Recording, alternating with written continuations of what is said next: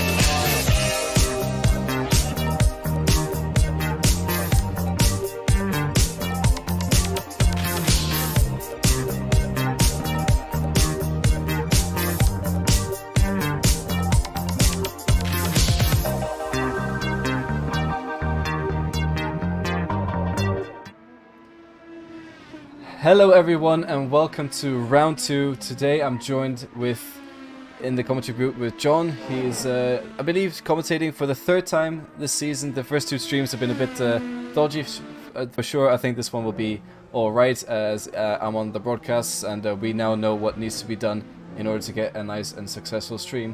So we are driving the IndyCars today around Sonoma Raceway, which is in America, another track for the American cars. And I believe some of the drivers really enjoy this track. It's very much a driver's track, up and down roller coaster sort of thing. And we currently see Timo Braun in pole position. But anyways, welcome, John. Hi, yeah, welcome. Hopefully this is we have a bit more luck with this stream the past few. We're interesting, definitely interesting. But I think this is going to be a really good race. Sonoma is a very, just like you said, it's basically like a giant roller coaster ride. And with these cars, it's basically like a slightly controlled crash the entire time. Not as much as a crash, but like you're barely hanging on for dear life. So yeah, it's definitely gonna be a really cool race. And the overtake opportunities here are actually. It takes a lot more skill to overtake here than some of the other tracks where it's basically kind of given if you're faster. And so here it's a really good defending track, and because it's so flowing, there's only really a few really good overtake spots, but I'm sure we'll still see a whole lot of overtaking during this race because everyone here is very hungry to get points, especially since last race the points didn't go towards the championship. Yeah, it was a bit unfortunate what happened last race, but something it was out of our control. The mod had some issues which meant people were not able to complete their desired pit stops when they wanted to, so we had to obviously cancel that for reasons that should be pretty obvious to you anyways. So, John, you mentioned this track is pretty hard to overtake. You can see on the right we have a track map. I can't make it any bigger, so that's what you're going to have to deal with, I'm sorry. But on this track map you see there's a few hairpins you can break into, but the corners before the hairpins are, I think, pretty difficult to follow the cars around. Dirty air means a little bit in these cars. They're not as bad as F1, but it still has quite a big effect on how these cars drive around the circuit. So I'm going to quickly jump on board with, let's see, Antoine Olive here. Well, not on board, let's just see what he's doing in the qualifying, as we still have 8 minutes, just over 8 minutes left of qualifying. He's in that beautiful custom livery he's made with the 4 beers, I believe it is, or the beer car or something. Quite a lot of our Swedish people here have noticed he's got a Swedish brand on it, Norland Guld. which they've been quite excited about. But yeah, I think that's another thing that's amazing about this league is all the custom liveries we have, and they're quite beautiful to watch on the track. Yeah, definitely. And we see a lot of, you bring up the kind of quote-unquote sponsors. Antoine Olivet also has a familiar face, to me at least, Paradox Interactive, and Thrustmaster as well. I just noticed that. So you're seeing a lot of, like, homages to, you know, sim racing or games in general, video games in general. Yeah. Paradox Interactive doing video games, Thrustmaster making peripherals. So you also see, I think somebody had an NVIDIA sponsor last race, and I'm sure we'll see a fan attack somewhere. So yeah, they're definitely getting creative with these liveries, and it's really cool to see their creativity and their a little bit more personality with these drivers. Yeah, and that's basically what this league is all about as well. Is really it's you and your IndyCar, and you can drive it the way you want it around tracks. Most people have not really driven these tracks before. Some of the iRacing people may have been on Sonoma before, but for me personally, I've driven this series before as a reserve, but now I'm on the broadcasting team.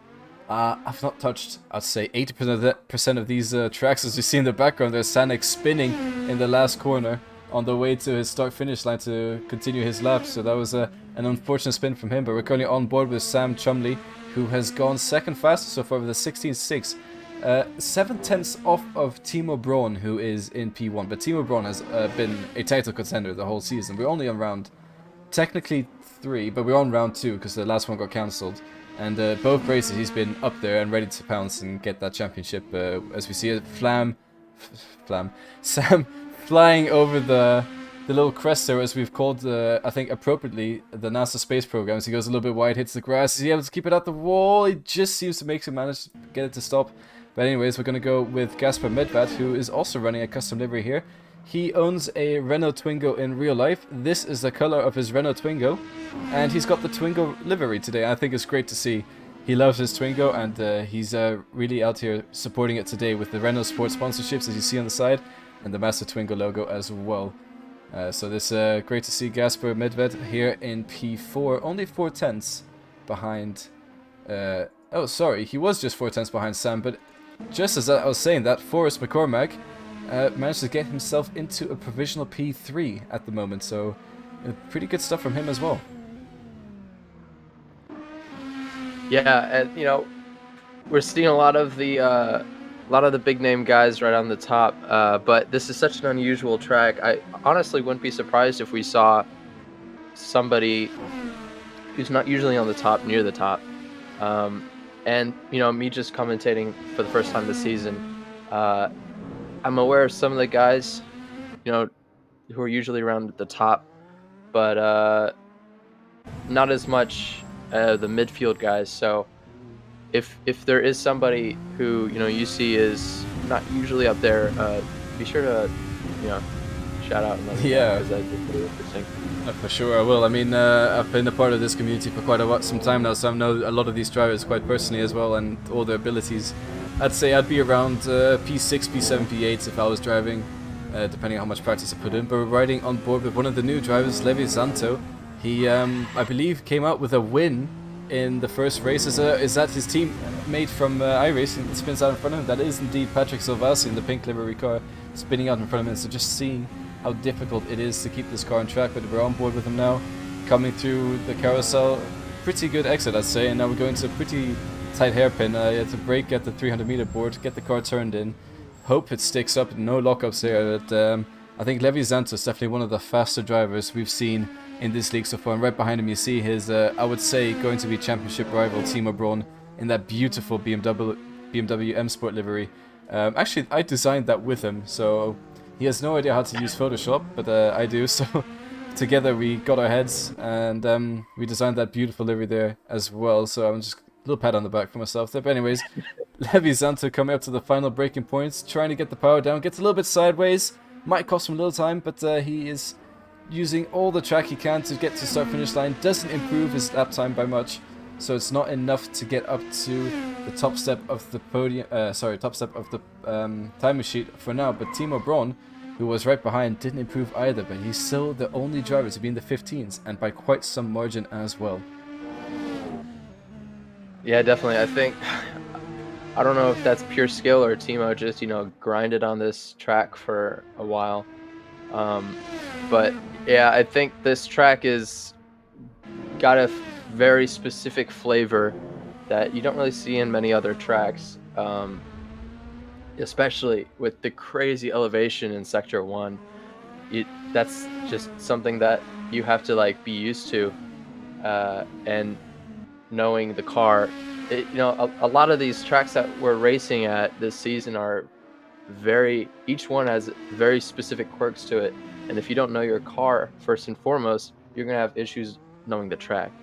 So we're going to see people at the top of the charts who are able to understand what the car is doing, and therefore it's easier for them to learn the track and get in a good groove with the track. Yeah, I think that's a very good point as well. I think I've done about 10 hours now in these Indy cars, and I still don't really understand the car. But I am mainly an ACC driver, so I'm very used to GT3 cars. And these cars have high downforce, no ABS, no TC. It's very different driving style compared to what I'm used to. So I have to dial in the car first, and then I have to learn every single track on top of that. So which is why it's quite difficult to be at the top of the timing sheet. Most of the time you see it correlates with whoever's practiced the most during the week that's been able to go fastest. As Sam spins going into turn 3, hits the wall hard, and that is the end of his quali run for now. I don't think he'll be able to get another lap in unless he has an absolutely blistering lap time, so he's not going to improve his lap, I don't think, unless he crosses the stuff. It's going to be really close looking at the timing sheet. He's left the pit lane now, but he's going to have an absolutely amazing outlap to get one more lap in. Yeah, how you were saying you're usually a GT3, GT4 driver at ACC. I'm usually a Formula driver, so it's a little bit closer to home for me. But even then, Formula One and IndyCar are still, very different in how you drive them.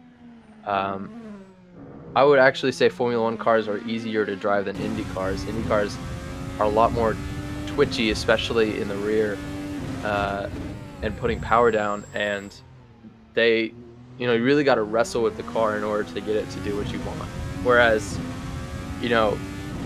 Formula One cars are a little bit more, smooth as, slow, smooth as fast, and being a little bit more graceful with your inputs. This one, you can really just, wrench the steering wheel if you need to, as long as you keep it on track. But yeah, definitely coming from stuff like GT3 racing, and even like Le Mans racing, not having traction control, not having ABS is coming into this, which a good amount of the drivers is a completely different side of the sim racing world.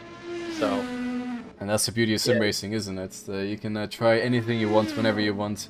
There's no need to wait a full season for a team to pick you up, as it is in real life, and also trying to get the funds together, which is what just makes this, I want to say esports so great. It's just so diverse, and everyone at the end of the day is doing the same thing, driving cars around the track as fast as they can to see who's best at it on that day. And I think that's just what just makes also this series in IndyCar so great, because it's just different to everything else we've done here in 2S. So we have had, in the past, we've had AC seasons before, but that's been Formula Hybrids. So basically the F1 equivalent on AC at the time. But we've never done IndyCar, so this is definitely a first. Also, speaking of things we've never done before, on October 23rd, so in 3 days, on Saturday, we are hosting our very first one-off race on AC with the new RSS Super Formula, I believe it's named after. So the Formula Supreme car, it's brand new. It's based on the Super Formula from Japan, and we'll be racing around Suzuka. It's a one-off race, so just feel free to join if you're interested in that. It'll be around the same time as now, 1930 CEST, and it's going to be an absolutely amazing race. So that is the end of qualifying. We're going to have Timo Braun on pole position, followed by Sam Chumley 5 times behind him. So Timo seems pretty set to be today's race winner already with that pace. Followed by Gasper Medved, Levi Zanto, Forrest McCormack, P6 is Romze, a fellow Danish driver here. Mihai Belascu, as some of you may know him as Pandakoi, from all of the other series. Patras Salvazi, Leglaf, Antoine Elive round up the top 10. And I believe there's 2 more people who actually set lap times. So we have Sanix and David Grunstrom, who are also in this grid, and they are starting P11 and P12 respectively.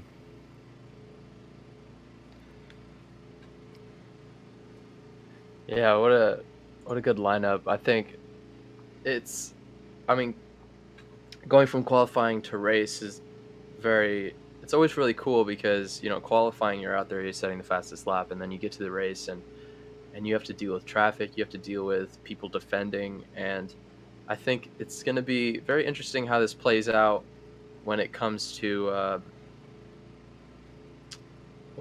how people are going to fight for positions and defend for positions. So, especially with the elevation and, you know, that straight in the middle that's long but not long enough, and, you know, I think we're gonna see a lot of strategy, possible undercutting as well. It's gonna be pretty cool. Yeah, for sure it is. I'm gonna try to get the free camera to work one more time. It does not work for me. I've been told it's the F7 key. I'm sorry, it just does not work. I don't know why it doesn't.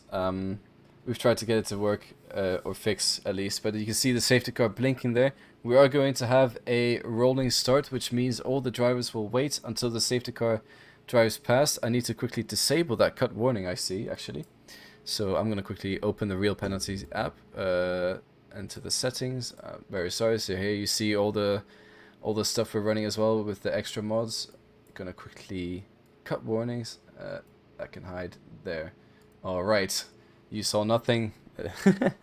It's fine. Anyways, yeah, it's a pretty interesting grid, I'd say. Timo, he has been fast, but I didn't realize he's gonna be 5 tenths faster than everyone else. That's quite a bit of a shock, really. I thought. Considering he said he was really... I mean, Timo always does this. He always says he's really slow in practice, and when it actually comes down to it, he's one of the top 5 drivers. Always. There's just no way around it. That's just how Timo works. He's also one of our VR drivers, and I believe Forrest McCormack, also known as Pixel, is also a VR driver. So I don't know if that has any issues around this track, maybe, with all the elevation changes. I guess they're used to it, but I can imagine myself, if I was to try VR, I would get a headache. Yeah, I mean, I do have a VR set, and I drive it like leisurely, but I don't know if I'd ever go on a online lobby and race in VR. It's just too many things could go wrong on my end. So they definitely brave for doing that. But I mean, I guess that's just a whole nother level of immersion, and I'm sure it is really cool to do. So yeah, I didn't know that they were doing VR. That's pretty cool. Yeah, we've had a few new people join who are joining for the one-off race that will be hosted on Saturday. If you are interested in that, by the way, I believe we have links in the description where you'll be able to join the 2S community on Discord, and through that Discord you will be able to find the right channels and links in order to sign up for that race. If you are new to this server, if you're not new, you know us, you at least are familiar with us. You can it will be in the AC event info channel. There will be information on the race we have on Saturday, and please remember to leave a like, comment in the chat, give us something to talk about during the race a little bit, and remember to subscribe as well. We're currently trying to grow our YouTube channel ever since we split off from the EGL channel, which we used to run on before. We currently only have 100 subscribers. That will continuously increase as the league itself increases in drivers and support and fans, I'd say, as well. Anyways, we have just under a minute. You hear the first few cars starting to rev their engines now. That's another thing with these Indy cars. I think the engines are just so much better than what they have in F1, sound-wise at least. Also, the amount of power they produce in the oval spec is absolutely insane. I believe there's no hybrid. Is there even a turbo? I'm not even sure. Driving it, I certainly thought so, but I can look this up. Yeah, I'm not sure. All I know is Honda and Chevy, or Chevrolet, as most people, well, Chevy most people refer to, but Chevrolet are the 2 engine manufacturers for this race car. And yeah, you can see that on the liveries as well. Quite a lot of people have a Honda or a Chevy logo on them, as you see with Romse, who is the 99 red and yellow car in front of the pink one. You see there's a Honda logo there, and there's a Honda logo on right behind him on that pink Indy car. So the safety car is off, You see, that's I believe Sam doing a little bit of a jump start. Cars getting out the way to go. I need to go back to pits, hit drive. Penalties are locked for 27 seconds. That's just how it is with AC and the way it works. But you can see the cars driving over the hill. You just look at all the elevation we have currently. But let's have a go on board with Vito, who is the safety car for some reason. I don't have the safety car skin installed, or something's gone wrong. But we are with the FIA safety car. Don't really know what's happened there. But anyways, we have a beautiful 2S livery for the safety car. I don't know why I don't have that one. I did have it installed, but who knows. Anyways, Vito, our safety car driver, he has been enjoying this job. I do say so myself. The car looks great. He is obviously the one that controls it when the safety car comes out. I believe it's when there's 2 or more drivers that have had an accident of some sort. He will bring out the safety car, and generally you will see one during the race. You see him sliding through the corners there. Let's see if we can go on board with him for now. Just have a look at his steering inputs real quick. Let's see if I can find the right camera angle. Here we go. Let's see, look in the mirrors behind him. You see all the cars lining up, getting ready to race here, and it's just quite a nice section around Sonoma. I believe it's all flat out in these Indy cars. Definitely not flat out in this safety car, that's for sure. Wow. Yeah. He's really struggling. When it comes to the engine specs of these Indy cars, they are 2.2 liter direct injected twin turbo Indy V6s. Oh, there you go. Thank you for that information. And as you mentioned, I do feel like it had turbo as well the way it was driving. But that's pretty cool to know. Yep, and they churn out about 700 horsepower. 700 horsepower from a 2.2 liter engine. That's pretty impressive. But anyways, both the drivers at the start of the grid lining up side by side as we're doing an IndyCar start. Timo is the one who's going to dictate the pace, and when he floors it, everyone else floors it. I think he's gone now, or is he waiting? No, he's waiting. Okay, and we are off into the distance. It's green flags for everyone, and already we see Gasper Medved going up the inside of Sam Chumley into turn 2, and he manages to hang around the outside. Sam loses out 1 position, but is trying to fight back up the inside, and we just about manages to slot in behind Gasper again. So Gasper with a brilliant start to this race. Levi Zanto up to P4 as well. There's a few position changes behind. I didn't quite see who managed to do what, but Timo Brons leads the race, followed by Gasper Medved, Sam Chumley, Levi Zanto, and Forrest McCormack in the top 5 positions already. And that was a pretty good start. I love these IndyCar starts. They're very exciting to watch indeed. Let's have a look at what's happening behind, as that is Leglav on the inside of Silvassi, I believe, and he's trying to get that move done. Silvassi jumping over the curb there. Quite exciting stuff happening so far, but Leglav stays ahead in that 84 pink Leroy car right in front of, I need to see who this is, Mihai Belascu in the Golf McLaren livery right behind him with the Daniel Ricciardo version, I believe it is. But that was a great overtake happening. There are Sam Chumley and Levi Zanto having a battle into the final corner here. Sam on the inside trying to brake a little bit later than Levi Zanto. Seems to get a better rotation, but Levi will probably have a better exit here as he comes around again, and he does manage to get his way past Sam. Sam tucks into the slipstream, and I don't think he's able to make a move into turn 1, or I believe that's turn 2. Actually, as Sam loses it under braking, around he goes onto the grass, and he's going to lose quite a few positions to this, and that is going to promote everyone up to the position. Yeah, Sam that's goes him right on the back of the grid. Yeah, Sam loses all the positions down to P12. Very unfortunate for him. It just shows how easy it is to lock up these cars. Anyways, take us away, John. Yeah, that was really unfortunate. I mean, you know, one spin like that, any kind of mistake right at the beginning of the race will, you know, send you straight to the back of the grid if you're not careful. So, you know, that's why you really gotta, you know, these drivers really gotta be careful at the very front of at the beginning of the race, because they're all packed together. It's just like having a restart too. You know, the whole pack will catch up if the safety car comes out before it comes back in. And so you'll see, you know, sometimes you'll see carnage. We were able to avoid that today, it looks like. But yeah, unfortunately for Sam Chumley, he spun out, and Santos spun out. Sorry, Santos spun out, and there's been a huge crash at the final corner. I don't know if the safety car is going to be deployed now, but Zanto spun out. Pixel collects him. There's 3 wide into the final corner. It looks like all the cars survive through that. Yeah. turn. The safety car is waiting there patiently at the start-finish race, so he's not decided to go out yet, as all the cars seem to turn the right way around again. But that was very unfortunate from Zanto, who doesn't usually make a mistake like that. Sorry to cut you off there. Patrick Savasi also lost a huge amount of positions there. He spun off, and he's actually P11 right now.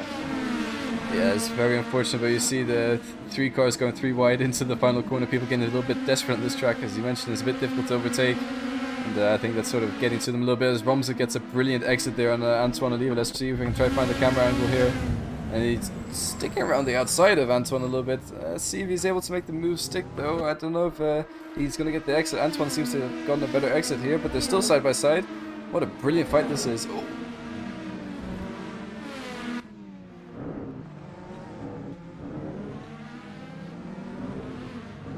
Antoine gets pushed off the track a little bit there, and Romza does make his way through, and so does David Grunholm behind him. Or sorry, not Grunholm, Grunstrom. That was a quite intense battle between those 3 drivers right there, as Silvasi is back up behind them now, and so is Sam Chumley.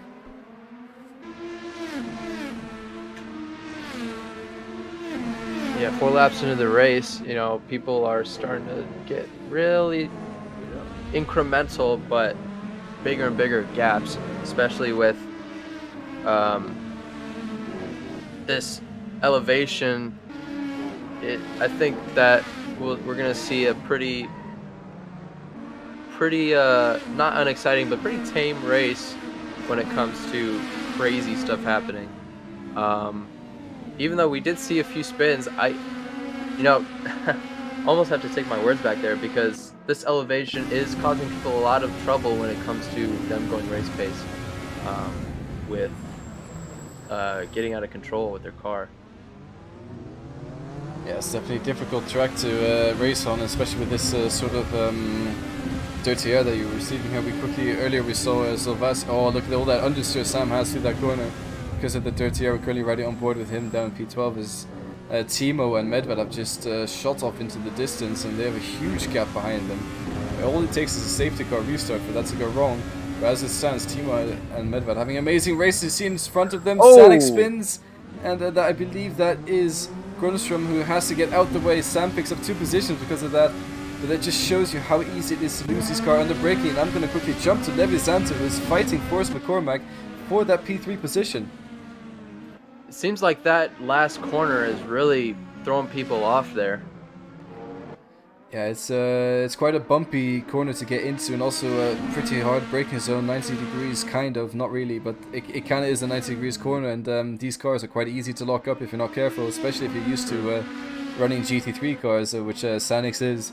So it's just a little bit of a mistake there, and he spun, and you've seen quite a lot of drivers spinning under braking, as almost, speaking of almost hitting someone on the braking, Levi Zanto behind Forrest McCormack almost takes him out on the braking, but he manages to get his car stopped in time.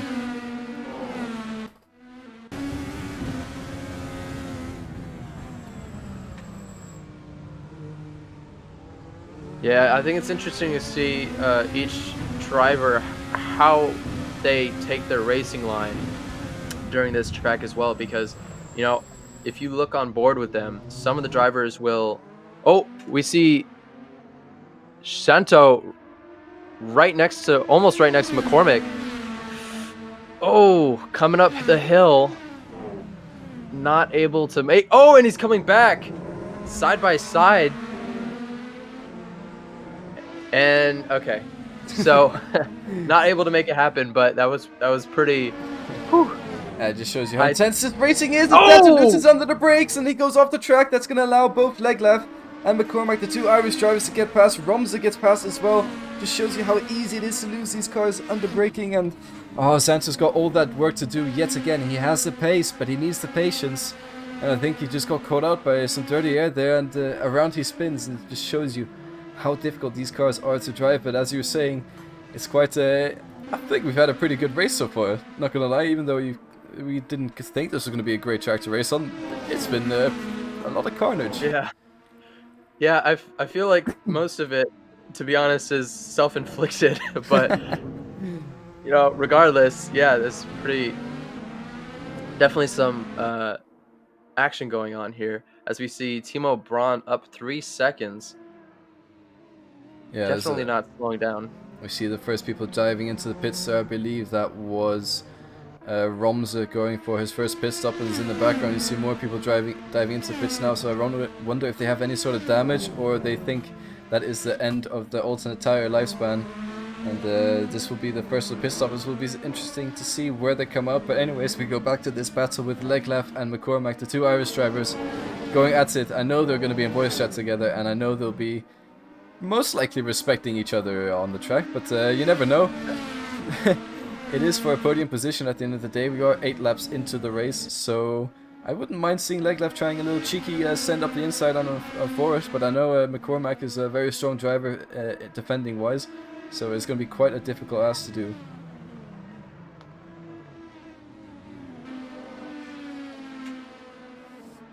Yeah, we see them coming through the S's. Yeah, it's hard to gain momentum to the car in front of you, and a lot of times we're seeing people trying to overtake end up overcooking themselves and even spinning out sometimes. So I think, oh yeah, we see there. Oh, McCormack just barely able to save that, but now Leglaf with that mistake has brought him up to P3. And McCormack right on his tail trying to get that position back. Yeah, that was very close indeed there by, I think, both the drivers losing it under braking. I think that braking was so difficult to get right. But then McCormack gets a bigger spin out of it, gets a poor exit. Leglaf just there to take advantage of his mistake. And he does take it. He says, "Thank you very much. I'm going to take that position. P3 is mine." And he flies over the corner into a carousel, and that's just the incident we were talking about earlier with the elevation changes. He does not manage to get his front tires connected to the ground, and that is his car just flying off the track. He does keep it off the wall though. That was crazy from scenes from that we've seen. 3 positions, yeah. Yeah, we've called that the NASA space program here, and I think it's a very fitting name indeed, as he just goes flying off into the distance. He has all that work to do. He's just these drivers are. They're getting too confident. I think they need to calm it down a bit. It's still a long race to go, and there's no need to make risks like that going over. And there's a huge spin there. Is that Silvasi? That is indeed Silvasi, who's gone off the track. And it's just, wow. There's been quite a lot of spinning today and incidents, Yeah. let's say. Yeah, I mean, when you have like these high downforce cars, they don't really like elevation too much, because it can turn something that sticks to the ground to something that flies. As you can see on the NASA space program corner, people taking that full force and they gain a little bit of air. I know we've seen it with Timo Braun taking it. And yeah, talking about corner names, this is one of those tracks that unfortunately their corners are just numbered. They don't actually have any official corner names. It's just corner 1, corner 2, and all that. Yeah. So yeah, I think it's becoming a little bit more common with tracks. Yeah, I've noticed it more in American tracks than European tracks. European tracks always seem to have some sort of coordinate system. More American tracks are turn 1, 2, 3, 4, 5, they'll do. But nothing against American tracks. They're absolutely brilliant to race on, but that's just a trend I've noticed. We're currently on board with Olive, but I'm going to go to Zanto, as I see he is about to make a move on Forrest McCormack. Let's go to the TV camera yet again. McCormack managed to get his car stopped in time, but Zanto tucks up behind his rear wing, gets the slipstream he needs. I don't know if he's going to use push to pass or not. Obviously these cars have 10 push to passes to use throughout the race, and he's trying around the outside. We've seen this move before happen, and McCormack just gets the car around the corner in a better fashion than Zanto. Zanto has to back out of it for now, but this battle is getting hotter and hotter, as I think Zanto has better pace than McCormack as it stands. Yeah, and I do think that we're going to see some shuffling within the order, seeing if anybody's going to try some undercutting with the pit stops too. So that should shake things up as well.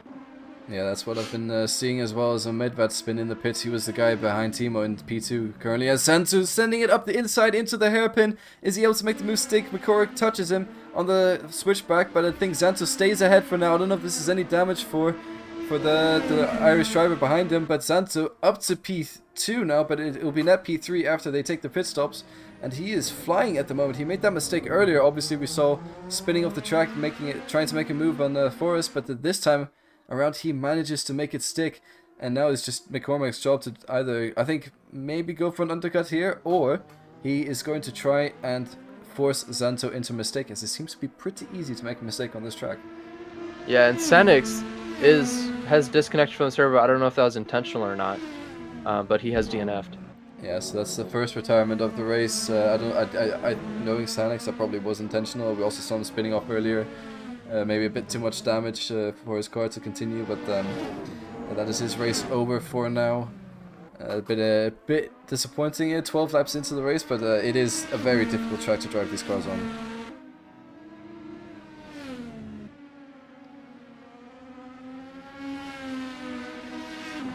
And unfortunately, there is something I have to deal with for just a few minutes, but I will be back very shortly.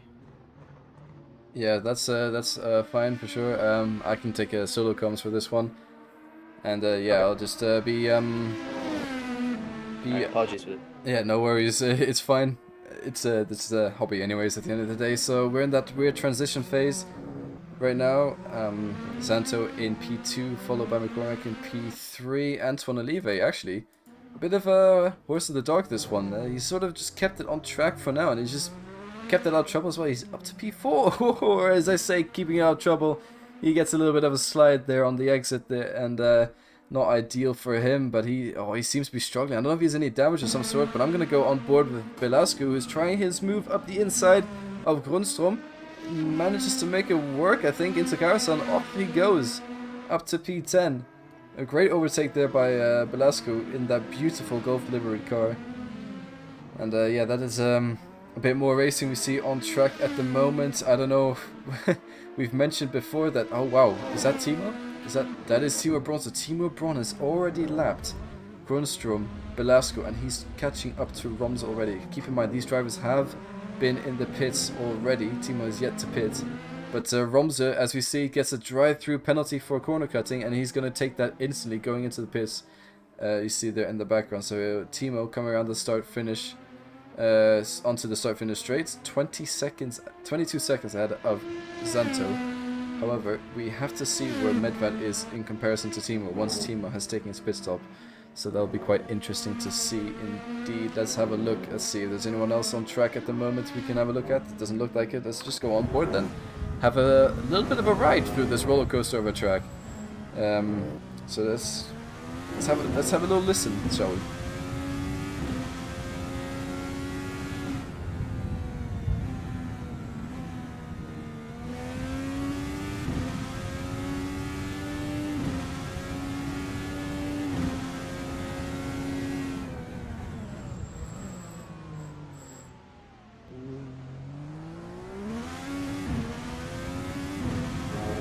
As the commentators are taking a little bit of a break on this one, my co-commentator John has had to go for personal reasons for a little bit, so we'll see. He'll be back soon, but I'm not sure exactly when.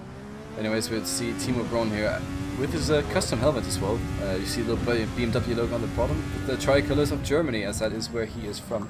You see if we can see that on the car anywhere. You see the German number 14 on the TV box, I believe it's called. I'm not sure actually.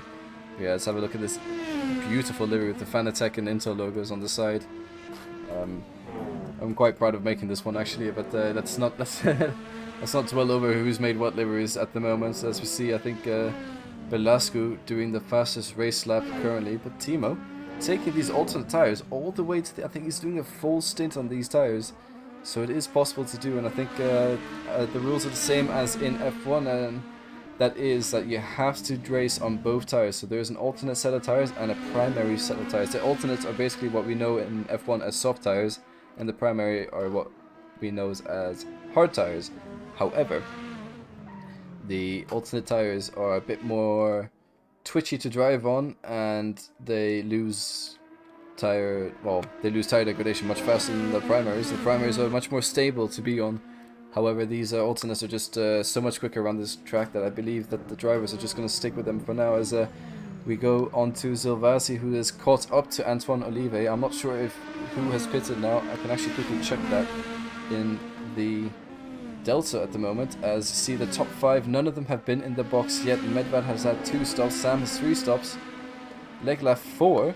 I'm not sure if these are completely accurate, to be honest, as it says the safety cars had 3 stops, so I don't know if we can rely on this, but we know the top 5 have not been in the pits yet. That is just all I wanted to see.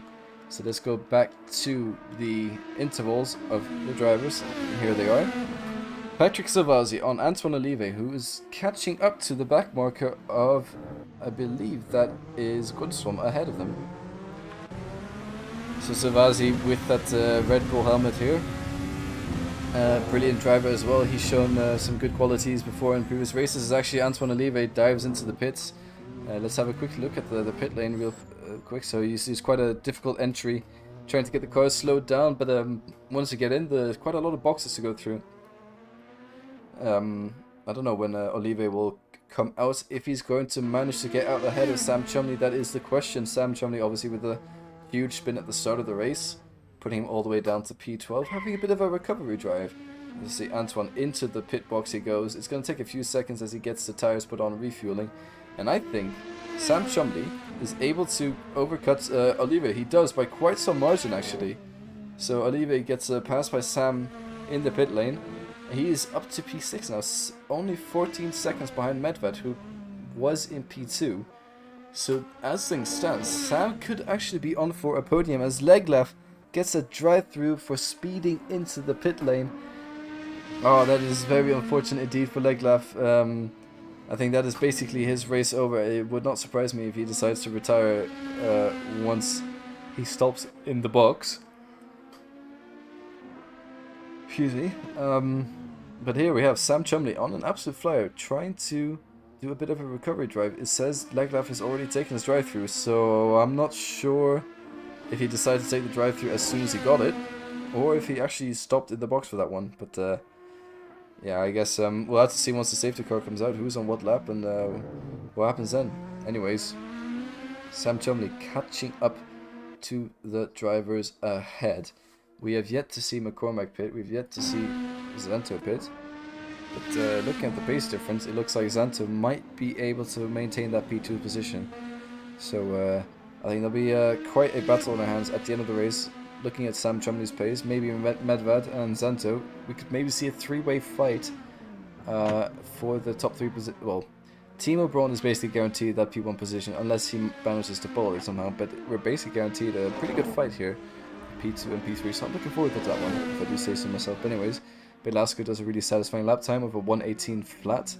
That's quite always fun to see, and when the people do lap times like that, I think it's very satisfying indeed. So we'll have to, I think we're in that little transition phase now where everyone's just on track doing their own thing and going into the pit lane when they need to. As speaking going into the pit lane, Zanto into the pit box. Is it correct that Leglav has done 8 stops? Well, I'm not too sure about that one, to be honest. Welcome back, John. Sorry about that, yeah. I was having a look at that earlier. I mean, he got a drive-through earlier, so he's still in the pit lane though. So I do imagine he's going to retire if that is the case. But yeah, it's quite unfortunate to see him dropping down to P10. I don't believe he's had 8 stops, but I had a look earlier. There's quite a few drivers that have quite a few stops, so they very well could have been. But I don't believe he's had 8 stops. That would be quite insane for 18 laps. But anyways, looks like Ramsey is also. Yeah, Ramsey decided to retire from the race. I believe he did that after he received his drive-through penalty for cutting some corners. So we're down to 10 drivers now. The safety car chilling in the pit lane. I think he's probably one of the only guys watching the stream at the moment. So hello Vito, thank you for your hard work. Not much else to say at the moment. Ramsey says real penalty thing is broken. I'm not quite sure what he means by that exactly, but he got a drive-through with a corner cut somewhere, so I think I don't know if he's if it's with the track cuts that he's talking about or what it is, so we'll have to see. But anyways, McCormack catching up to Timo Braun, who's just gotten out of the pit lane. So Timo Braun had a full pit stop in hand to stay in that P1 position. I think he's guaranteed to win this race. Yeah, I would agree with that. I mean, we do still have quite a ways actually with the race, but unless he makes a silly mistake, I think he's very well set up for it. And we have McCormick in. Is that a P2 or a provisional P2? Does he have yet to fit? I would say that's a net P2, as Zanto is actually the guy who was ahead of him by the pits. But have a look at this. Sam Chumley only 1.5 seconds behind with the undercut of Dreams on those prime tires, you see. He's catching up to Zanto, I believe. So we might have a pretty good battle on here for P2. And if this goes wrong, McCormack might be able to gain back a few spots here. So I think as it stands, McCormack is in net P4. Okay. Oh, we have Leglaf just DNFing. Yeah, that does not surprise me. With the amount of the drive-through penalty, a few pit stops, and I think he just sees there's no point to continue as the race is basically over for him, as he was a few laps down at that point, I believe. And McCormack is in the pits now. We see Levi Zanto and Sam Chumley coming into the final corner now. Are they able to get past McCormack? I believe they will, as we will soon see him chilling in the pit lane, getting his tires on. He wants his team to put those on as quickly as possible. And there he is, coming out of the pit lane. It's Sam Chumley's going to undercut him. And McCormack comes out right behind the two drivers. So we're going to have a brilliant fight here for P2 in this race, I believe.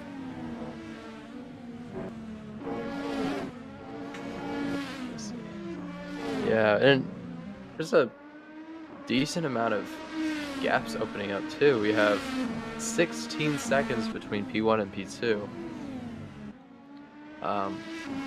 As long as... Yeah, okay. I was just making sure my tower is right. 16 seconds between P1 and P2. 13 between P2 and P3. Is that what you're seeing too? P2, yeah. Gasper Medved is also very rapid today, so he's... I just realized he is actually in net P2, and it's the battle for the final spot on the podium we're seeing right here with Sam Chumley, Forrest McCormack, and Levi Zanto.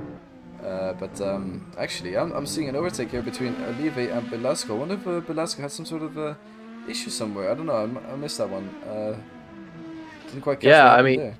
He's already a second and a half behind. So unless Olive had just incredibly more pace than him, that looks like there was a error with Belasco.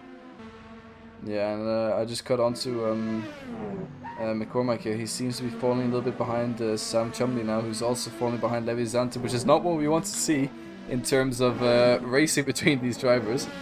But it's what their pace can do at the moment. Sam Chumley obviously on all the tires at the moment. I think his pit stop is nearly due again to do another one, but I think at the end of the day, this is going to come down to strategy and who has the best tires on at the right time. Yeah, definitely. Let's see. So it looks like at this point, most everyone is rocking those primaries, except for McCormick and Velasquez are rocking the alternates. Yeah, and Belasco here, we're going on board with him. He's catching up to Olive again, I've noticed. Seems to be a little bit better pace than he is. The moment, let's go on board with him, see what he is able to produce. Getting quite close to Olive under the braking, not quite close enough to make an overtake, but he is slow but surely catching, and he will be wanting to stick his nose up the inside every now and then now to try and spook Olive off his P7 spot. Yeah, I think when it comes to overtaking here, when we're seeing, you know, when we see these drivers go for the risky overtakes, I think that's when we see people making those mistakes and, you know, going off or something like that. I think the strategy that will win most overtakes here would probably be the one where you kind of just put pressure on the driver in front of you and just wait until they make a mistake ahead so that you can capitalize on their mistake. instead of, sticking your nose down somewhere and then flying off at the NASA space program corner. Yeah, it's what we like to call some of the drivers on iRacing like to call that a mind punt, where you show yourself down the inside and force a mistake of the other driver without actually sending it up the inside, and they go off track, and it's a free position for you. But I think Velasco's catching up to Antoine Olive even more. He's going down the inside. He's able to make the car stop in time. It doesn't look like he is. Antoine trying the cutback move. They're going side by side into the final sector, but it looks like Velasco had just a little bit of a better exit. Antoine Olive slots into the slipstream, but I don't think it's enough to do anything here, and I think Mihai Velasco has managed to stay ahead of Antoine. Is to say that he gets loose on the brakes and has to go to off the track, and Antoine Olive gets back in front of him, so all that work he's just done has come undone with one braking zone mistake, and that just shows you have to keep calm in these cars, because it's so easy to lose the car under braking if you make a mistake.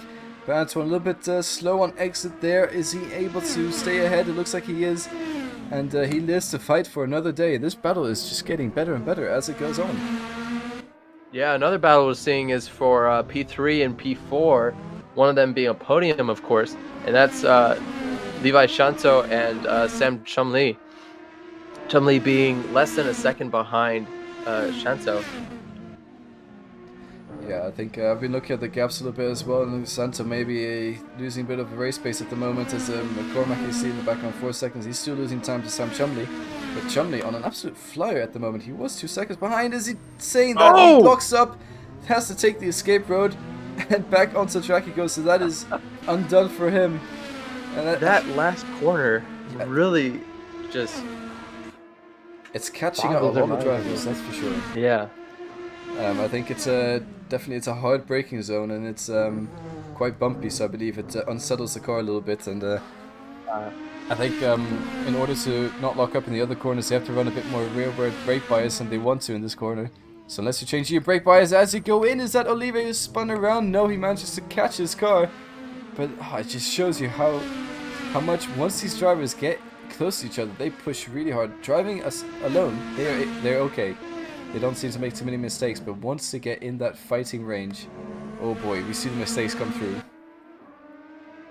Yeah, and 23 laps into this race, still Timo Braun 20 seconds from his closest competitor, Medved, Gasper Medved, who is P2 currently. He is, he's gonna have to worry about traffic soon enough. 20, 30, 40, 50. Yeah, he's gonna have to worry about traffic during the second half of this race, as he starts to catch up with some of the back markers. And yeah, that's gonna be something that even it's gonna be interesting to see. The back markers should back off, but to be honest, on this track, there's only a few places where you can, safely get out of the way for an ample amount of time in order for someone to, overtake you. Yeah. Oh, Antoine Olive! Oh, he's lost it under braking. Gets the car sort of semi-beached on the curb, and that is a Mihai Velasco through up to P7. Antoine losing his position there. Man, these guys are really struggling with that final corner. But that is the overtake we need. I think Antoine's mistake is big enough that now Velasco has a big enough gap to stay ahead for now, unless Antoine has better pace. We'll have to see come the end of the race, but that is very unfortunate indeed. Sam Chumley back up to within a second of Levi Zanto now. No DRS in these cars, so that's not going to matter that much, but they do have push to pass, and I do wonder how much Sam has left in his push to pass inventory in order to deploy to try and get that extra boost to overtake Zanto. But obviously Levi Zanto can use his push to pass as well to defend. So I don't know, we'll have to see, maybe it balances out, but Sam gets a pretty good exit here. A little bit better than Zanto, but he's nowhere near close enough to try and make a move yet. Yeah, we see the gap with Olive and Velasco getting bigger. It's about 2.5 seconds right now. And yeah, I think most of the change in the grid we're seeing is people going off, making mistakes. So a lot of times, they'll overtake someone and then undo what they have accomplished, which it must be extremely frustrating. Yeah, I can imagine it's very frustrating indeed, but that is, I think people just haven't practiced enough for this circuit, and it's a very difficult track to drive on. Next week, I believe we will. I'm going to quickly have a look at the calendar real quick, just to see. Next week is Jerez. Race. Okay, so next week is Jerez. So some drivers will have known that from the earlier F1 game days, but I do believe most drivers will be unfamiliar with that track. I've driven the track myself. First few laps of driving are absolutely horrendous, but it is pretty enjoyable once you get used to it. But you have to put the time into it. I believe Jerez is the one with the crazy fast blind left turn. That always has thrown me off. Jerez is definitely one that you cannot just, walk into and race. You really have to practice that track. That track has a lot of it has blind corners, it has corners that tighten, it's got a lot of surprises in it that you need to know are there before you get into a race. Yeah, but it's a very interesting track. Yeah, I'm inclined to agree with that one as well. I think the first track I drove on testing these Indy cars before the season started was actually Jerez. And I remember just complaining about how the track just does not suit these cars until I found the right line and braking points, and then I actually really started to enjoy it. And I can see it being quite interesting for racing as well. But yeah, we'll have to see how much effort these drivers put in, as some of them definitely put in the effort. As you see, Timo Braun, I know he's been able to practice quite a lot during this week, and currently has a 23-second lead over P2. But that's just yeah, it's insane. But Levi Zanto, his championship rival, I believe, if he finishes where he is, will still be leading into the next race. So the championship fight is still going to be quite close after this race, and I think that's going to be something quite exciting to keep an eye on until the end of the championship, which is a 10-round championship. I'm going to quickly name a few other tracks as we see Sam sliding through turn 3 there. That's just it's just great to watch, to be honest.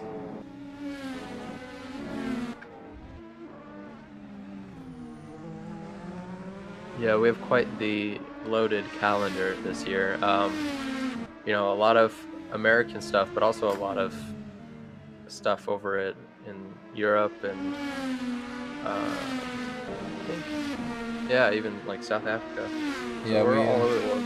It is IndyCar generally only races in America, RL, but the beauty of the sim is we are going to Belle Isle, which is also an American track, I believe, after Jerez. And then after that we go to Highlands Motorsport Park, which is a track in New Zealand, and it is insane to drive. It's unlike any other track I've ever seen, as Sam gets a little bit oversteered on the exit there, almost loses the car, but manages to catch it in the end. But definitely Highlands Motorsport Park.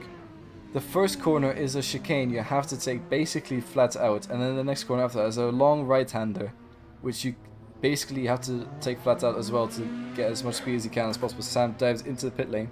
But Highlands Motorsport Park, what a track to drive. It is crazy fun. After that we have Watkins Glen, which, that's just one of those classic tracks in America that everyone loves. After that we have Lausitzring, which is a oval in Europe, but we're not taking the oval section. We will be taking the, I believe it's called the DTM layout.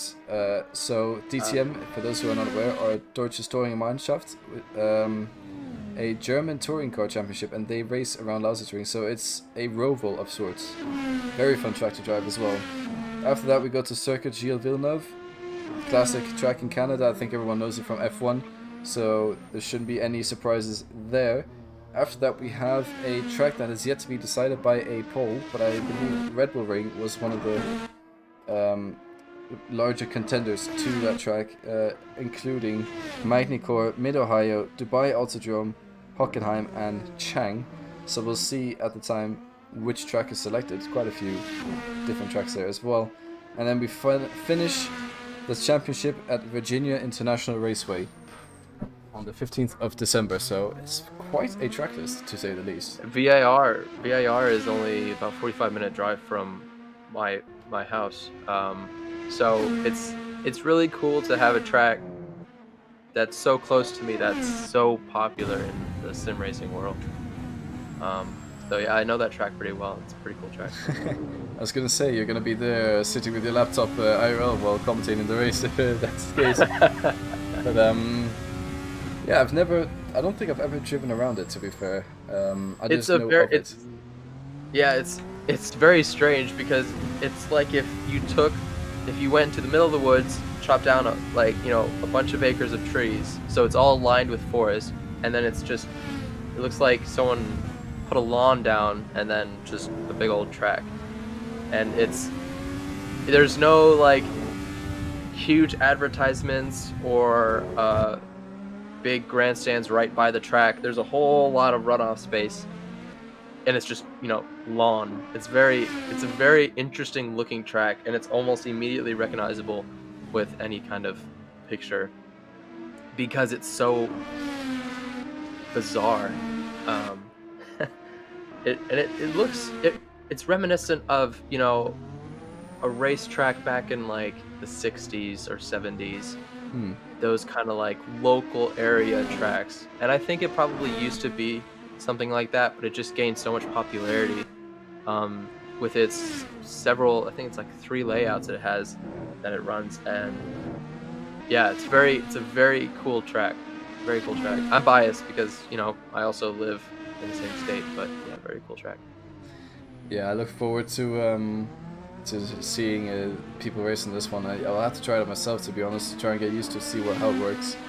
But yeah, I just know of the track. I might have seen someone in a Dodge Viper do a hot lap around there at some point somewhere on the internet, but yeah, I can't remember it exactly, but there must be a reason. It's the last track on the calendar, so I think it's going to be quite fun to watch as well. Bit sad that Kyalami didn't work out. Kyalami, one of my favorite tracks in GT3, but to be fair, it wasn't that great to drive in the Indy cars. There's just something about it, didn't feel quite right. Yeah. And there's been rumors about F1 going to Kyalami after 2023. To be honest, I'm all for it. Yeah, that would be really cool. And of course, Formula One, way back in the day, did race there. I think it was like 70s or 80s or something like that. But yeah, and the F1 calendar is definitely getting bigger and bigger. 23 races next year, which is crazy.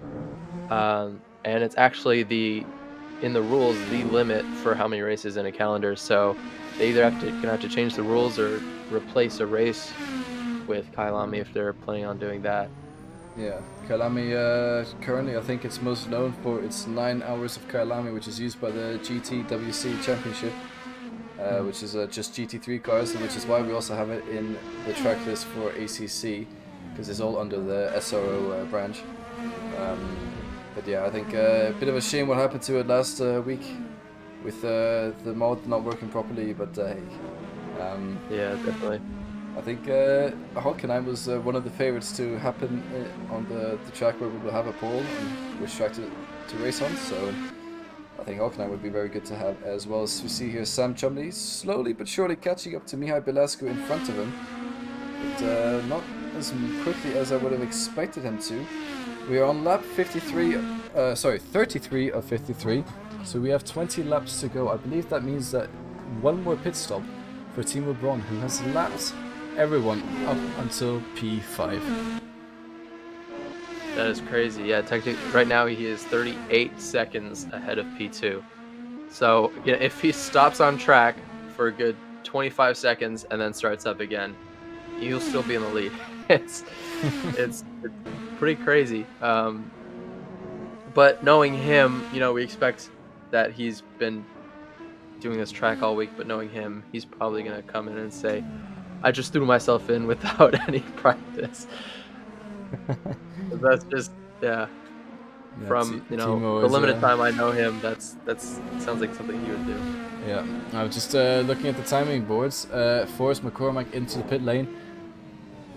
Gained a bit of time on Sam, to be honest. He's only at 1.7 seconds behind now, but there's a little bit of a battle here brewing up behind Mihai Belascu, who now has to keep not just Sam Chumley, but potentially even McCormack behind him, as there's a bit of a lock up there. I heard it on the screen, didn't see it, but let's go on. Yeah, Grunstrom went off. Okay, so we had Grunstrom going off They, I believe, don't see him anywhere on the track there, so maybe Velasco went off a little bit. But anyway, Sam has caught up. Now he's only 7/10 behind, and I think the fight is now on. Velasco, obviously experienced with fighting other drivers on this track before with Antoine Adives. We had a beautiful battle between those two drivers. Let's see what is able to happen here. I can sense a big battle coming up.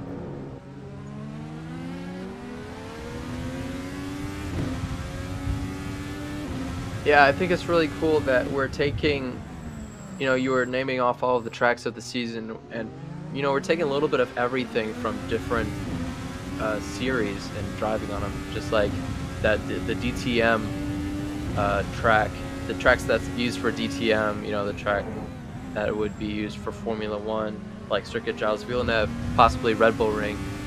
Red Bull Ring is one of my favorites.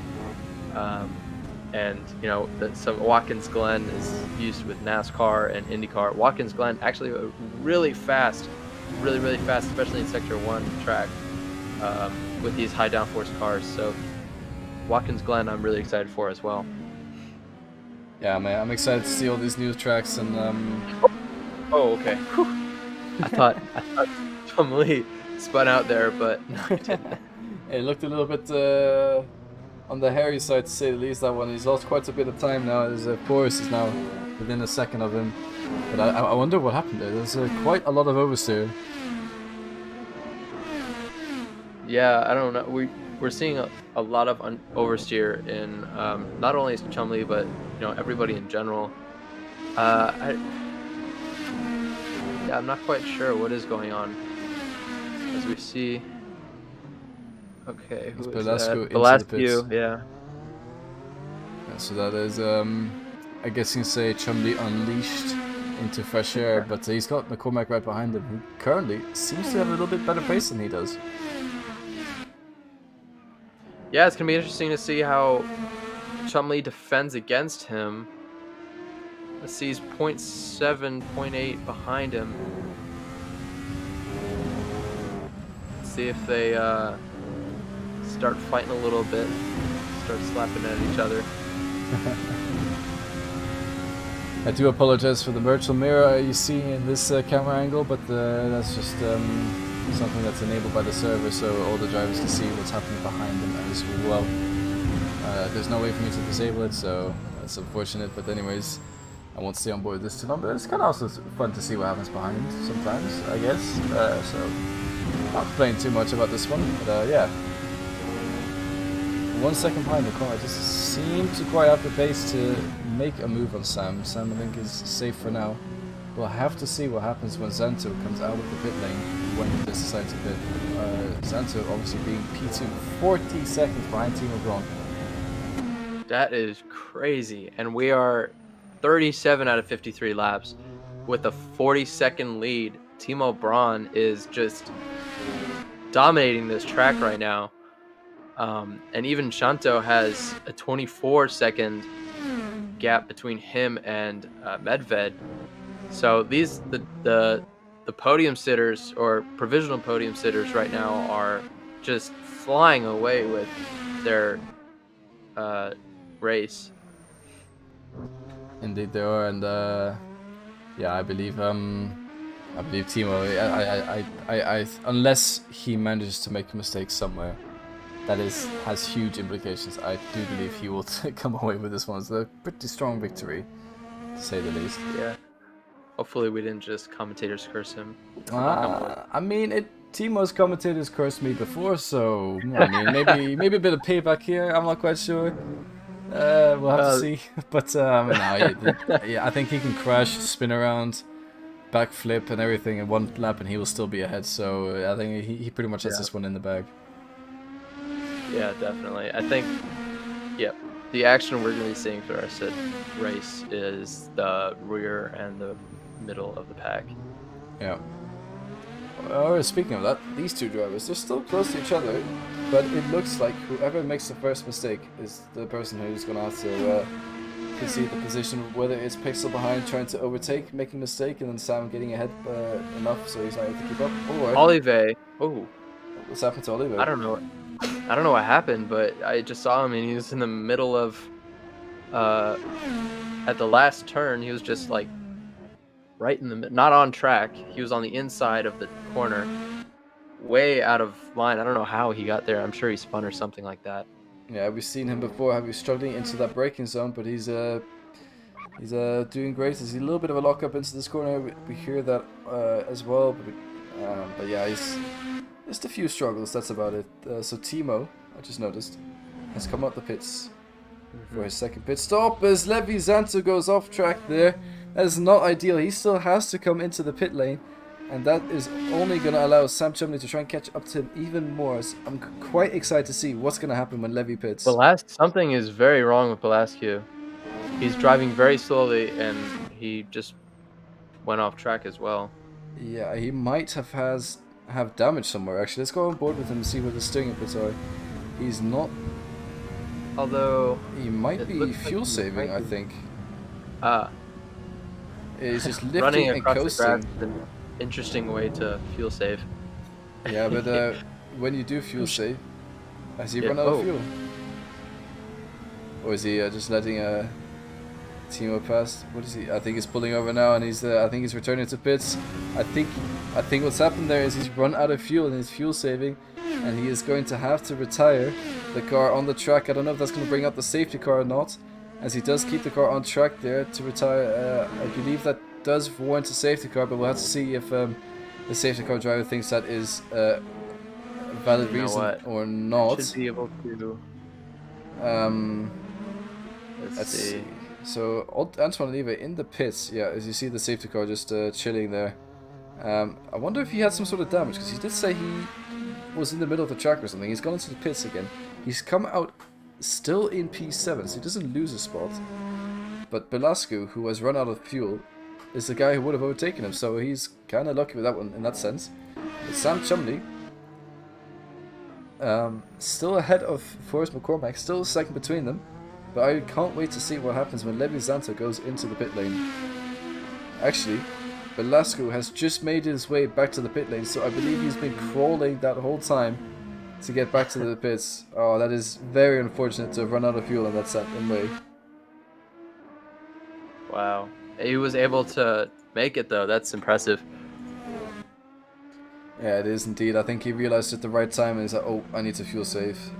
I'm not going to make this. And then the really, really annoying crawl back to pit lane happened, and he's just been overtaken by Grunstrom, who is now up to P8, so he loses out of position there to Grunstrom. And I believe also it would have been a position lost to Olive, since Olive did pit and he was within the pit window of Antoine. Yeah, right now it's just, I don't know how long Chumley and McCormick have been fighting, but they're still going at it. It's been quite a while. Those two have been just neck and neck. So I think that's the big question with this that this race and finish is going to tell us is who's going to be in front at the end of this race, McCormick or Chumley. Yeah, that is definitely the question here on everyone's minds at the moment, and we have 13 laps left, but let's not discount a late safety car could throw things up in the air and have a brilliant race till the end. It could also cost Timo his win if that does happen. But Timo seems to have everything under such control. I don't believe, even with the safety car restart, I think he'll just be flying as McCormack goes off track there in the background. You see it happening, and he managed to keep the car stable enough to get back onto track. But that is about 4 seconds lost. Pushing a little too hard there, yeah, and that was right on the launch pad too. So, yeah. When you're going up against someone, it's hard to not focus on the driver instead of the track itself, because really, even though you are racing someone, you want to make sure that you're focusing on the track as well. It's easy to get lost in focusing right on the car in front of you, and that's where you do see these mistakes start to happen. So now we see that gap opening up because of Pixel's mistake. Yeah. 3 second gap now. Something else that's interesting is Silvassi in the pits, and he's going to fall quite far behind. I do believe he's going to come out quite a long margin ahead of Olive, so Silvassi will maintain that P6 position. But Sam Chumley up to P4. We have yet to see Levi Zanto pit, but it looks like the pit window for Levi Zanto is falling apart, and he might lose out a few positions unless he has already pitted and I've completely missed it. I'm going to quickly check.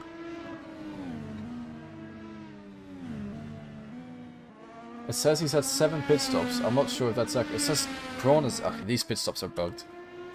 Yeah, Santo, it says, has 5. Don't think... It says most people have 5. I don't think we can rely on that. I definitely know that Braun has only had 2 pit stops, so... I think we're just going to have to wait and see if Zanto does decide to pit or not. He's always pitted a bit later than Sam and McCormack, but... yeah, there's a number beside them. I don't know if that's the amount of laps they have left on fuel. It could be. But Zanto, pretty slow lap to be honest. 23.7. I wonder if he's having any issues. Or if he's fuel saving or something. Maybe he's realized he can go to the end of the race if he just fuel saves.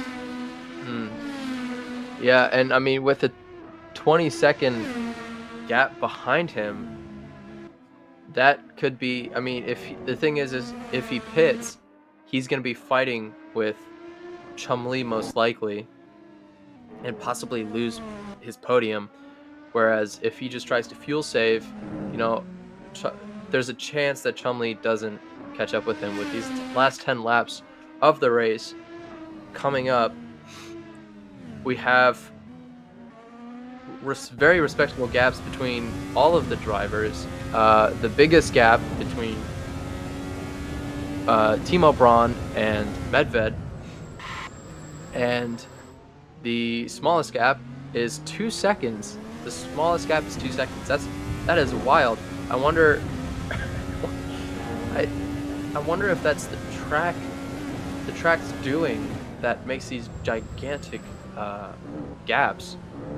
I have a feeling it's a little bit to do with the track, because some drivers are very confident in this track, some are not as confident, and I think it's also a matter of practice and consistency. We've seen quite a lot of drivers make a lot of mistakes. I've not seen Timo Braun do a single mistake, which is why he is so far up ahead. So he's just been the driver today. Let's go with Medved a little bit. Have a look at his Renault Twingo IndyCar a little bit. We haven't talked about him too much. He's in P2. He's been having an absolutely great performance. Yeah, definitely his very striking livery with no sponsors. It's a very stark difference to most of the other liveries, and that does make his car stand out. But yeah, he's been doing a very consistent race, quite as similar to Timo. But yeah, P2, I can't remember what his qualifying start was at, but I don't believe it was P2. I think it was P3, as I seem to remember him and Chumley fighting it out into turn 1, 2, and 3, and Chumley losing out in that battle. So he's been pretty rapid all throughout the quality session and in the race as well. Zanto actually puts in a 1:16.5. Has he just decided it's enough for fuel saving? It is time to get the hammer down, because he's only 2.5 seconds behind Medved now. Yeah, and we do see Medved. He's definitely lifting and trying to save some fuel. They have less than 10 laps left at this point, and you know, I hope he's looking at the relative behind him as well, so Shanto doesn't catch him by surprise. But yeah, Levi right behind him, in his sights now, through the S's. He's pushing very hard. Yeah. So we'll see how confident he is on this track. We see each driver taking slightly different lines through this track. We have some drivers completely avoiding the curbs, and some drivers kind of eating the curbs at some points. We have Levi Shanto making a huge mistake, oversteering through that last corner, and that cost him a good second at least on Medved, which I'm sure Medved is relaxing a little bit more now that that happened. But yeah, Levi Shanto, that last turn, really for all the drivers, really catching them off guard with that oversteer. Speaking of last turn, are we going to see Silvassi try and go up the inside of Pixel? It looks like he's just managed to do Pixel, leaves all the space he can, and a little bit more than he needs to be honest. But tries to get a better exit. They're side by side. It looks like those Alton tires are just much preferred race tire at the moment, as they're both going into turn 1 side by side. Turn 2, Pixel, is he able to keep it around the outside as he always does? A little bit of a slide in the exit, and Silvassi is passed up to P5 as it stands. And he has absolutely rapid pace. I think Sam Chumley has to watch out, because he's only 4 seconds behind. Silvassi's been flying on these alternate tires. Yeah, that was... I mean, they were side by side. Silvassi, that uphill climb is very difficult, even when you're by yourself. So being a side by side, that must have been very tense for those two drivers. But yeah, Silvassi coming in front of Pixel, that was a really good fight, really respectful, and I don't think McCormick's gonna give up there. He's definitely gonna push him to the last lap. We have Timo behind the two of them, who's eventually gonna have to overtake them as well, and the gap for Timo and Medved is back to about 44 seconds. Yeah, all of a sudden, Silvassi, out of nowhere, with the pace, just on those Alton tires, just seems to get them turned on properly, and off he goes, flying past Boris McCormack. Even while they were fighting, he managed to set an identical lap time to Sam Chumley up ahead. Well, not identical, but basically, they both did 1:18.6.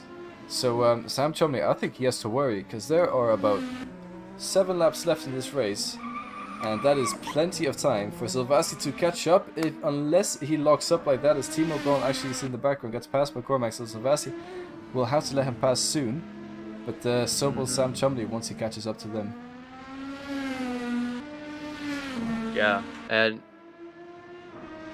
here we see him flying down the straight.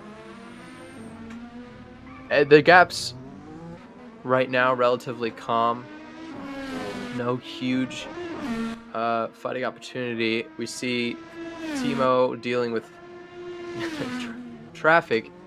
Can't tell if that was a connection thing, but it looked like he was fighting with the car a little bit there. Yeah, it might have just been a little bit of those oversteer moments we've seen so often before with these Indy cars, but we'll go on board with Timo now, so just have a look at his inputs. I think he's been very calm and collected. Obviously, Timo, one of our VR drivers. So well, if he does go flying, I think he's going straight to the toilet to have a little bit of a cool down session, to say the least. But yeah, he's been having an absolute mega race so far, completely dominant from start to finish. And he's about to lap the guy in P5. Yeah, Timo, I mean, I think it's safe to say he's definitely mastered this track with the lines, how the elevation deals with, on board with Timo, catching some air. But the thing is you don't see any ridiculous inputs from him, so he knows that that's going to happen, whereas other drivers who maybe didn't practice this track as much were caught off guard with that huge loss of downforce and actually a little bit of lift, because you turn those wings a little bit too much and they turn into wings for flying, and that's definitely true for that launch pad corner. We see him coming around the last turn, taking it nice and calm, and I think that's the name of the game here. When you're dealing with some of these corners, you just have to, it's almost like the hairpin at Monaco. For some of these hairpin like corners, you just kind of let it roll through and not push it too hard, because that's probably, especially for this last corner here, what some of these drivers are kind of pushing with the throttle a little bit too much, which is causing the rear end to slip out. Yeah, I think it's a very methodical track to drive. None of this aggressive steering that we're so used to in GT3s, and most of the drivers here are GT3 drivers, if not people who do iRacing, but not with the Indy cars. So yeah, it's just a very different driving style people get used to. And Timo seems to be the one who is understanding it the most, at least at this track, and getting the most out of the car as well. I just noticed Medved losing P2. there's must have been some sort of incident somewhere, because well, there's a car right behind him. I need to see that is Olive right behind him. So it may be in the lapping process or something. Zanto gets past. I saw the lap times. Medved at 1:23, Zanto at 1:17. I wonder if Medved made a mistake somewhere. Yeah, that was very strange. It definitely wasn't a clean overtake because Medved dropped 4 seconds behind him. So I think Medved definitely went off. If there was contact or not, I'm not sure. It might have been one of those moments where you just spin in the last corner. You know, it happens quite often. I think Zanto was too far behind for there to be any sort of contact. You see in the background Gunstrom pulling over to let him pass, and so does Antoine Oliva goes through. So Gunstrom is now a lap down on every single driver on this track. He's really struggling out there today. I've seen him drive in Kyalami. He has pace, but today just does not seem to be his day around this track at Sonoma. Which driver was that too? Gunstrom.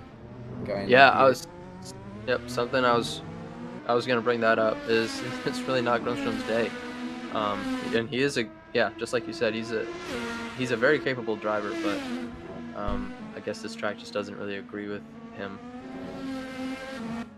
I don't think it does, and that is sometimes the unfortunate case. We run this every week, so people don't. They have and a lot of these drivers as well. They have other things to attend to. A lot of them full-time jobs or full-time uni students or still in high school sort of thing. So it is just a hobby on the side, and sometimes they just cannot find the time to put or the effort to put into practicing the track day in day out to get as good as they can possibly for the next race. And that sometimes comes and creeps up on them a little bit, and you see that quite often in one race. For example, Timo Braun can be absolutely amazing. Next race, he can be in the midfield. It really depends. Yeah, and talking about where the drivers are in the championship, I think this championship is going to be a really exciting fight between Shanto and Braun because they are neck and neck with capabilities. And we saw Shanto win the first round. Partly to Braun getting, I believe he did get that pit lane penalty during the safety car, which some of the drivers didn't read up on, and they weren't aware that was an actual thing. I don't know if he actually got a pit lane penalty. I just know he did a pit stop he didn't need to do. And basically I remember being in voice club and he was debating whether he should go into the pits, switch onto the ultimate tag, because he was the only driver on primaries at the end of the last safety car, and he thought he was going to get chewed up and spat out, but it seems doing that pit stop actually cost him more than it would have if he just stayed out and kept the track position, because he was in P2 at the time. So yeah, I think he learns from that mistake, and he's an absolutely dominating drive today. But saying that, Zanto is still close enough to maintain that championship lead. Race 1, Zanto wins, Timo Braun P5. Race 2 was cancelled, so we're on race 2 again, but this time it's Sonoma. Braun P1, Zanto P2. So he still stays in the lead for now, at least, but Braun is climbing back up that tree to get some of the points back. Yeah, definitely. This it's very much going to be, I mean, we still have most of the championship to go, but just knowing these drivers, not only from other series, but the races that we've had so far, these two drivers, Shanto and Braun, are definitely very, very fast, very capable drivers, and I think it's going to be a fight between these two right up until the end. I think so as well, and I think that maybe we might see a later lunge from Medved as well, as Timo Braun on his final lap now gets his way past Sam Chumley. I don't know if that was actually the smartest thing of Chumley to do, as he now has Silvassi right up behind him. that is a battle to keep an eye on, as he might have be losing out a spot there. But Timo Braun is on this back finish. Sorry, back finish. He's on the back straight now. Past Sam Chumley, rounding the hairpin, going to this is personally my favorite section, which is all flat out in the IndyCar, by the way, unless you're in dirty air. Just putting it out there right now. But Timo Braun, 46 seconds to P2. Levi Zanto, his championship rival, in P2 currently. And I think Timo is coming around the final few corners now. I'm going to have to try and keep a look in the background, because that looks like a really spicy fight between Silvazzi and Chumley as well. Silvazzi maybe going up the inside. A little bit of a lock up there from Silvazzi. Chumley stays ahead for now, gets a better exit, so Timo is going to win this race with Sam Chumley coming home in 4th. Silvazzi in 5th, just behind Chumley. So Chumley with a great recovery drive, and we see Gunstrom there struggling as well. Jump onto Levi Zanto, who is on the same lap as Timo. 10 seconds behind him is Medved, so Medved's completely fallen off as it stands. And McCormack crosses the line in P6, and Zanto P2 for him. So I think that's a really good recovery drive, considering he had that spin and incident earlier on in the race. But we'll see him coming around the final few corners now as he goes into the final corner. Is he going to lock up and spin like so many drivers have done this race? No, he doesn't. Keeps it nice and tidy. Gets on the accelerators down towards the start-finish line. And he is your P2 driver of this race. So Timo Braun P1, Zanto P2. Medved has already secured his P3 position, as he is on the same lap as Timo Braun. So he is going to be the final of your podium drivers, with Antoine Olive being the final driver to cross the line. There is your standings for race 2, as we see Vito, the safety car, going out for some laps. He's had a pretty boring day, just sitting in the car, chilling, eating some food and having some tea. But we've had a pretty good race, to be fair. The start was quite fun. We've seen quite a lot of... Every time there was a battle, there was some action, but there was also that in-between phase where not much was happening. But here, Timo Braun takes the win, round 2 at Sonoma, followed by Zanto. And then Kasper Medved. Chumley just misses out on that podium position in P4, but stays ahead of Silvazzi, who tried a last lap attempt on him into the final corner. As you see, the NASA space program happening right here, as that is the safety car flying over the barriers into the tent. Not very safe of him to do, but that is quite hilarious to say the least. And that is Vito, our safety car driver, just having some fun. But yeah, Timo Braun P1, Zanto P2, Medved P3, Chumley P4, Silvazzi P5, McCormack 6, Olive 7, Grunstrom 8, and Belasco P9. And what a race that was when there was action. Yeah, and we did have a lot of DNFs as well, and that is very unfortunate whenever a driver does have to DNF. But yeah, that was a very, very good race. It seemed like a lot of the overtakes were mistakes that were self-inflicted, but that it kind of, to me, that seemed more like a very long qualifying session because we saw the sheer pace of some of these drivers, and seeing Timo so far ahead, it was pretty cool. Yeah, I'm quite surprised by the race we had today. I didn't expect Timo to be so dominant, especially considering he was saying he wasn't feeling like the fastest driver, and he thought he was going to be behind on pace. But yeah, we're on the interview screen now, just waiting to see if anyone wants to do interviews. I'm not quite sure if that's going to happen. Maybe if I just pull Timo in without really him saying anything, we might get a little bit of an interview. But I see Timo is typing, and as we know with Timo, don't stop him in his train of thought. Let's see what he has to say in chat first. It doesn't look like he has anything to say, so I'm going to pull Timo in if he wants it or not. Hello, Timo. You are now being interviewed. Yeah, so you have no choice. You're here with us today. How was that race for you? Fine.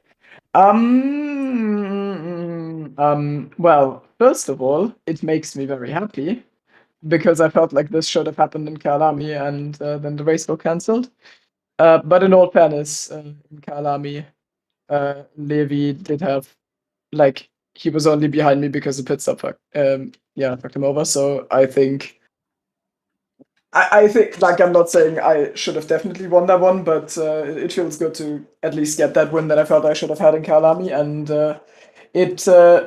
well, I think it's not like to say that it was probably a display of power, and I hope that it doesn't motivate them to practice more. Because I think the only thing I did was outpractice them. Because like yesterday I did 2 stints yesterday, and a bit of quali. Like going on the primaries, just seeing how long they last, how much wing I need, and I was basically on par with their paces on the lap stat thingy. And then like Gasper and Levi, I mean. And today I did another 2 stints after I came up from uni, like one on alternates, one on primaries. And then I did dive straight into the race. Funny thing, I was driving the wrong layout until 20 minutes before the start of the race because I like after the carousel I was always turning left. I didn't know we were doing the tight hairpin. It would have been very fun if I hadn't seen anyone else do it. Yeah, and then in the race itself, I just felt like it was the amount of practice that I'd done that just carried me to this immense gap. I don't know what it was. It was like 48 seconds, I think. Yeah, something like that. Yeah.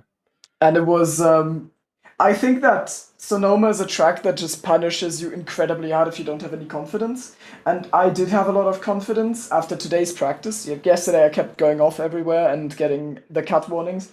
And today I went off a single time. On like 2 laps to go, I cut a chicane because I, overshot it. And I think the others just didn't have the hours in, didn't manage to put in the quali laps, and in the race just were their own worst enemies and like kept making small mistakes. Otherwise, I can't explain the immense gap. I think if I'm worried, like if they're gonna practice for the following weeks, then I don't think it's gonna be anything close to this. I am a little bit salty about the fact that Levi got second because means he's still ahead of me in the championship by a good bit. Because I came 5th in Road America due to reasons, and he came 2nd here. But yeah, it was actually like this is a track that just doesn't get boring to me driving it because you have no time to rest. It's like Alton Park. You can't do anything. Whenever I wanted to check the HUD, I couldn't do it for like 2 laps because I didn't find time for it. And I was scared all the race with safety cars and stuff like that. Hope that everything would go well, but it did, and I'm happy about it. Yeah, congratulations on your first official win here in this series. It's round 2 only, and as you mentioned, Levi Zanto is still ahead of you in the championship, but I do believe this championship battle is going to be quite a spectacular one to watch. So we're definitely looking forward to that one. John, do you have any last questions or words you want to put in? I thought it was interesting. Timo, you talked a lot. Your whole victory here, you put on your confidence in the drive, and that if you hadn't put all of those hours in, then you wouldn't have been where you finished. Do you think that that's more so this track than some of the other ones? What makes this track so reliant on your confidence in your car and the track as well? Whereas in other tracks, sometimes you'd be able to just kind of do a few laps and you should be good to go. It's a good question. So I think if you compare it to like Road America, I think Road America is a lot less punishing because I think this car is very tough to manage in low speeds. And there's very many weird low speed corners on this track. Basically turn 2, you have to wait ages to be on the throttle. Turn 3 and 4, you just need to find a good line that works with the curbs around you. It's like very oddly specific things you have to do. Carousel also one of those where you need to have a really good feel for how much you have to slow down or you get launched off. There's a lot of those things that I basically you need the feeling for. Whereas I feel like a track like Road America, and we did 2 rounds, well, 1 round officially earlier, is like that one is a lot easier to drive by it basically being third or fourth or fifth gear corners. And in those, it's very much about the references and just getting on throttle early, and that's about it. Like this one has a lot more oddly specific corners where you really need to feel the car. Kalami was the same way on because there you have to abuse the curbs hard in a lot of slow corners, so you need the confidence on the car. So I think that sets those two tracks apart from something like Road America or Watkins Glen would probably be like that, or Lausitzring probably also similar. So yeah, I think that's the difference. Awesome. Thank you so much, and congratulations to your P1 today. Thanks a lot. All right, So that about wraps it up today. Yeah, so sorry I spoke over. You can I feel like you can close out this one. I think you've had a good day. Yeah, so that about wraps it up today. We have P1 with Timo Braun, Shantos coming in P2, and Medved coming in P3. Very interesting race, very technical track, and we heard a little bit with Timo in the interview we just finished. He said, a lot of hours put into this track, a lot of time to learn it, really paid off, and that even though that speaks true to every track you race, this one especially, that was very, very necessary. And that's it for this week. Next week, we will see you in Spain at Jerez for a 46 lap race. That's the 27th of October, the same time that we did the race today. Yeah, that was a really good race. Goodbye for now, and Kimmy. Yeah, that's thank you as well for everyone who watched today, and hopefully we see you next time. But before that, I want to quickly mention our stream schedule. So F1 is back at 2S. We were on a break a little bit, but it seems like the new update has made it a bit more stable to do league races. So on Saturday, we will have Tier 2, and on Sunday, we will have Tier 1. So Saturday, that is at 8 p.m. Central European summertime. And on Sunday, that is at 6:30 p.m. Central European summertime. After that, we have ACC on Mondays, which I believe John will be co-commentating in again with Timo, who we've just heard about in the interviews. This will be at 7:30 p.m. Central European summertime as well. And then maybe next Wednesday we'll have another broadcast, but I am not able to be there. So if there is a broadcast, it will be someone else who will be joining John in the commentary booth. But I'm sure we'll manage to figure something out by then. If not, it will be a week without racing on stream, but it will still be a great race nevertheless on track. Anyways, thank you everyone for watching. Thank you, John, for joining me, and we'll see you guys next time.